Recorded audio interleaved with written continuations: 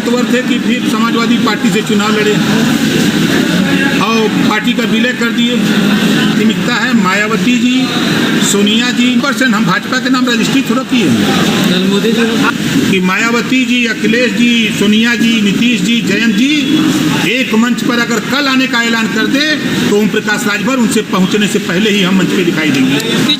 के जिले के संगठन की समीक्षा बैठक हो रही है और ये काम पूरे प्रदेश में हो रहा है। इस बार इधर संगठन की जिम्मेदारी हमको 15 जिले की हमको खुद मिली है। जैसे कल मैं मऊ में था, आज गाजीपुर हूँ, कल आजमगढ़ रहूँगा, परसों बनारस, फिर अम्बेडकर नगर, फिर बस्ती करके फिर हम खाली हो जाएंगे, लखनऊ चले जाएंगे। फिर उसके बाद हमारी ड्यूटी 14, 15, 16, 17 4 दिन फिर लगी है। फिर उसके बाद 2 दिन के लिए गए, फिर 4 जिले की हमको ड्यूटी मिली। तो सभी अलग अलग जगहों पर पार्टी के संगठन की समीक्षा हो रही है। जो काम दिया जाता है पिछले महीने, उस काम में क्या प्रगति हुई, हमारे ज़िले के नेता, मंडल के नेता, प्रदेश के नेता इसको करते रहे। लेकिन इधर हमको लगा कि हमको गए संगठन की समीक्षा में ज़्यादा दिन हो गया, तो हमने अपने संगठन की समीक्षा का काम शुरू किया। आपकी पार्टी द्वारा यहाँ चुनाव लड़ने की चर्चा है, हालांकि कल आपने खंडन किया, क्या कहें कि ऐसा कुछ नहीं है, सिर्फ ये एक फिजूल की चर्चा हम कहते हैं। अब हमारी किसी दल के किसी नेता से कोई बात नहीं, कोई चीत नहीं, और हल्ला इतना तेज हो गया कि हम अभी चुनाव के सूचना जारी नहीं हुई और चुनाव लड़ने का ऐलान भी अखबारों में आ गया, टीवी पर आ गया। वही हाल है कि राजा को पता नहीं, मुसहर वन बांट ली। अखिलेश यादव ने कल कहा है कि महाराष्ट्र की तर्ज पर वो आपके विधायकों को भी तोड़ सकते हैं। तो तोड़ने के लिए विधानसभा के चुनाव में उन्होंने हमको जो 16 सीट दी थी, शायद मैं नहीं होता तो सब उन्हीं की पार्टी से प्रत्याशी होती, उन्हीं की पार्टी के प्रत्याशी सब लड़े। वो तो हम लोग थे 4 सीट पर हम लोग लड़े हैं, वो कुछ भी कर सकते हैं क्योंकि वो बहुजन समाज पार्टी को तोड़े हैं। आज भी उनके पास बहुजन समाज पार्टी के विधायक हैं जो उनको घसीटते हुए ले गए थे उनके यहाँ। याद होगा आप लोगों को भी, जो लखनऊ का जो विधानसभा का कार्यक्रम था, कितना बुरी तरह पीटा था विधायकों को। कौन पीटा था? समाजवादी पार्टी के गुंडे पीटे थे। वही समाजवादी पार्टी के नेता बोल रहे हैं ना। ये इतिहास है समाजवादी पार्टी का कि बहुजन समाज पार्टी के विधायकों को तोड़ करके सरकार चलाई है। और जितना बुरी तरह पीटा है, आज भी कई विधायक को मैंने देखा उनकी पार्टी में है। एक दिन मजाक में हमने पूछा, कहा हो अब के टांगी तो लोग के आएंगे तो पूछ लीजिएगा कि अब कहाँ टंगा के जीवा। अध्यक्ष जी, शिवपाल जी से आपके रिश्ते बहुत अच्छे हैं। उन्होंने कहा है कि मैं पार्टी को तोड़ चुका हूँ एक बार। वो तो खुदा टूट गए, उठा दूसरे को तोड़ेंगे। वो प्रगतिशील समाजवादी पार्टी बनाए और बेचारे इतना ताकतवर थे कि फिर समाजवादी पार्टी से चुनाव लड़े और पार्टी का विलय कर दिए। इतने लोगों को उन्होंने धोखा दे दिया। जो अखिलेश जी से नाराज लोग थे वही शिवपाल जी के साथ आए और शिवपाल जी फिर वहीं चले गए। अब उनका क्या होगा जो शिवपाल जी के साथ खड़े थे? अब तो बेचारे किधर के भी नहीं हुए। आपकी तस्वीरें भारतीय जनता पार्टी के बड़े लीडरों के साथ आजकल खूब वायरल हो रही है, इसके पीछे कहानी क्या है? देखिए, पुरानी फोटो है। हमारे कुछ पत्रकार भाई बड़े मास्टर हैं, पुरानी फोटो लगा देते हैं और कहते हैं कल मुलाकात हो गई बनारस। पुरानी फोटो लगा देते हैं जो हम उनके साथ 18 महीना रहे हैं। तो क्या लगता है नई तस्वीरें आने वाली हैं? अभी तो हमारी कोई बात किसी नेता से, किसी दल से नहीं है। हमारी देखिए अभी भी पहली प्राथमिकता है मायावती जी, सोनिया जी, नीतीश जी, अखिलेश जी, जयंत जी। ये लोग इकट्ठा हों। जिस दिन इनको महसूस हो कि राजभर की भी ज़रूरत है, 2 घंटा पहले हमको बता दें कि फला जगह हम लोग इकट्ठा हो रहे हैं, तो ओम प्रकाश राजभर उन 5 लोगों से पहले ही वहाँ पहुँच जाएगा। अगर भाजपा के खिलाफ जाना पड़ा तो भी जाएंगे? 100% हम भाजपा के नाम रजिस्ट्री थोड़ा किए हैं। मोदी जी आपने पिछली बार जब बात हो रही थी तो आपने कहा था समाजवादी पार्टी से 5 सीट लोकसभा की लेंगे, तो अगला गठबंधन किसी से भी होगा तो क्या उन बातों पर आप अभी टिके हैं? क्यों नहीं, मांगे नहीं।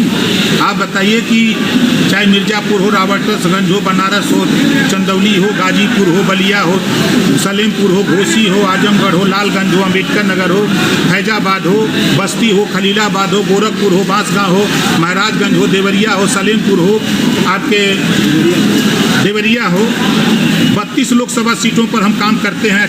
22 साल हो गया हमको, 21 साल।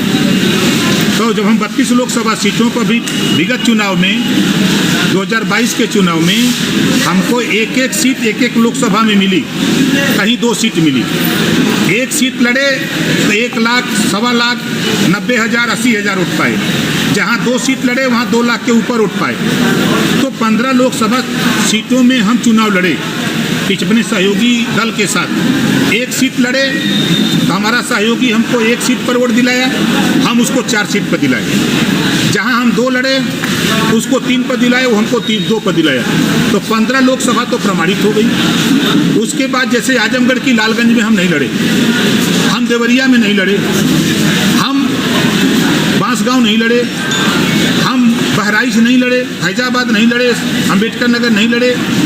इन सीटों पर जहाँ हमारा संगठन है जनाधार है, 17 ऐसी लोकसभा सीटें हैं पूर्वांचल की जहाँ हम नहीं लड़े, समझौते में सीट नहीं मिली। तो 32 लोकसभा सीटें हैं। तो 32 लोकसभा सीट में अगर हम 5 मांग रहे हैं तो का बुरा कर रहे हैं भाई?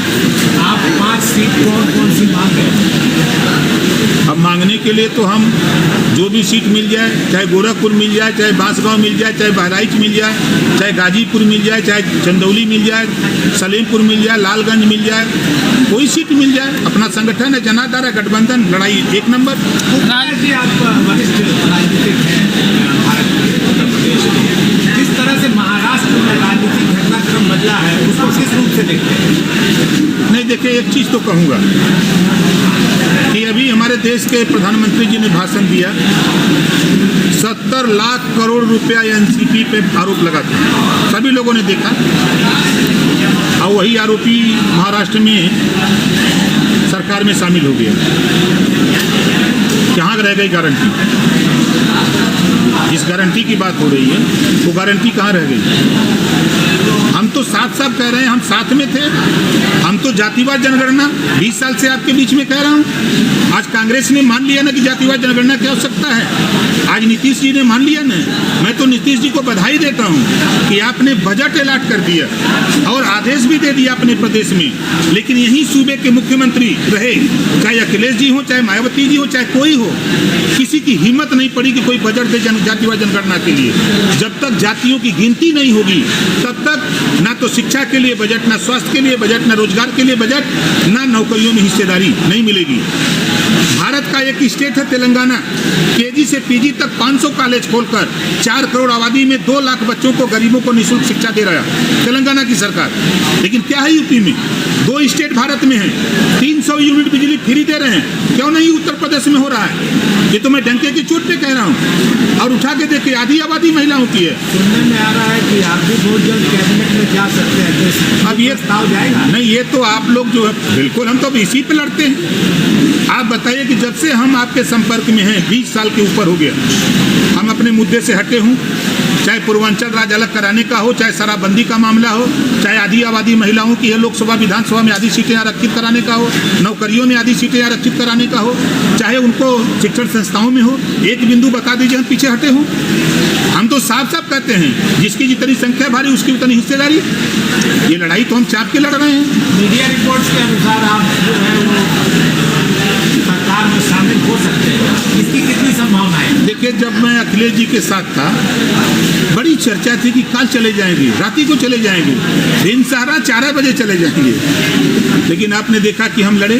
फिर मैं कह रहा हूँ कि मायावती जी, अखिलेश जी, सोनिया जी, नीतीश जी, जयंत जी एक मंच पर अगर कल आने का ऐलान कर दे तो ओम प्रकाश राजभर उनसे पहुंचने से पहले ही हम मंच पे दिखाई देंगे। पिछले दिनों आप देश भर में भ्रमण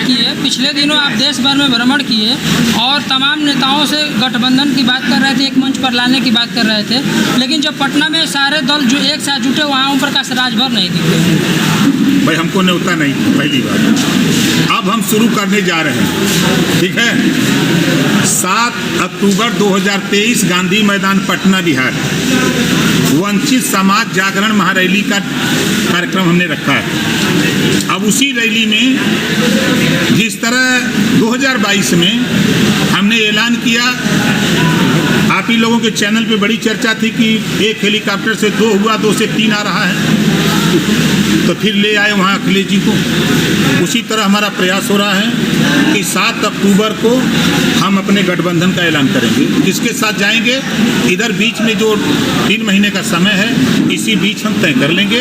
अब बताएंगे हम वहीं 7 अक्टूबर को कौन कौन रहेगा गठबंधन? अब बतियाई तब देखो जो स्वामी प्रसन्न मौर्य का ये बयान है धर्मांतरण को लेकर कि धर्मांतरण के पीछे जो है मठ के मंदिर पुजारी ये लोग शामिल है, कोई विदेशी शक्ति नहीं है। देखिए, जब ये सत्ता में लोग रहते हैं, नेता लोग, तब इनको ना धर्मांतरण दिखाई देता है, ना हिस्सेदारी दिखाई देती है, ना रामायण महाभारत की चौपाई दिखाई देती है। जब ये सत्ता से बाहर होते हैं तो इनको सब लोगों को सब कुछ दिखाई देता है। जब सत्ता में रहते हैं तो झूर घास इनके लोगों के चश्मा से हरियर लौकला, और जब निकल जाते हैं सत्ता से बाहर, 4 बार बहुजन समाज पार्टी की सरकार में थे तो कुछ नहीं बोले, 5 साल बीजेपी की सरकार में मंत्री थे तब कुछ नहीं बोले, अब सत्ता से बेदखल है तो बोल रहे हैं। अखिलेश जी बयान दे रहे हैं, आप कहे थे कि उनके कई विधायक आपके संपर्क में हैं, तो अखिलेश जी कह रहे हैं तो जितना तोड़ना है तोड़े, देखते हैं कितना तोड़ेंगे। रहीमन चुप हो बैठिए, देख दिनन के थे। याद होगा कि मैं गाजीपुर में कहा था कि बीजेपी से ले आऊँगा समाजवादी पार्टी में, ले आया कि नहीं ले आया? जब हल्ला हुआ तो रोक लग भाई, जिसके यहाँ से आ रहे हैं वो तो चालाक आदमी है ना, रोक लग गई। इसी से हम दिखाऊंगा आपको और आऊँगा बताऊंगा। प्रकाश जी, शिवपाल यादव कह रहे हैं कि लगता बलिया लड़का नहीं लेते, हम 50,000 वोट भी देंगे, हम 50,000 वोट देंगे, बूथ बता देंगे कि इन बूथों पर इतना वोट आपको मिलेगा, इसके बाद भी चुनाव हार जाएंगे, कह दीजिएगा, आके लड़ लें। ओम प्रकाश को धमकी मत दें, खुद पार्टी बनाए ना, और हिम्मत नहीं पड़ी कि एक टिकट मांग लें समाजवादी पार्टी से, एक टिकट। पार्टी मैं भी बनाया हूँ, मेहनत करता हूँ, 16 सीटें हमने लिया, बेशक 16 सीटें लिया, लड़ा। आज भी विधानसभा में 6 विधायक हमारे हैं, है ना। कहना और करना बड़ा आसान है। अगर इतने ताकतवर थे तो गए तो थे समाजवादी पार्टी की सरकार बनाने में, उन्हीं के घर में तो हार गए। इटावा, कन्नौज, फर्रुखाबाद, फरुजाब, आगरा, मथुरा हार गए। आज 2024 के लिए सबसे पार्टी कौन सी है आपका? मायावती जी, बहुजन समाज पार्टी। कल मोदी जी वाराणसी आ रहे हैं, क्या दिक्कत है पूर्वांचल भाई? देश के प्रधानमंत्री हैं, पूर्वांचल को बड़ी सौगात देने वाले। अब सौगात तो यह है कि सामाजिक न्याय समिति की रिपोर्ट लागू नहीं हो पाता। जो सामाजिक न्याय की बात हो रही है, 27% आरक्षण में सबको बांट करके हिस्सा दिया जाए, तो वो तो नहीं पूरा हो पा रहा है। और देखिए, कोई भी प्रधानमंत्री हो चाहे मुख्यमंत्री, जब तक वो कुर्सी पर रहेगा, प्रदेश और देश के विकास के लिए वो काम करेगा। चंद्रशेखर को इस बीच गोली मार दी गई, प्रदेश में कानून व्यवस्था पर कुछ कहेंगे? देखिए, दुर्भाग्य है, और चंद्रशेखर जी ही नहीं, जब अदालत में मारा जा रहा है अपराधी और हमारा जज जान बचाने के लिए भाग रहा हो, अब इससे बड़ा प्रमाण क्या हो सकता है? चलिए, कानून व्यवस्था में सुधार की जरूरत है। 100%। ठीक है।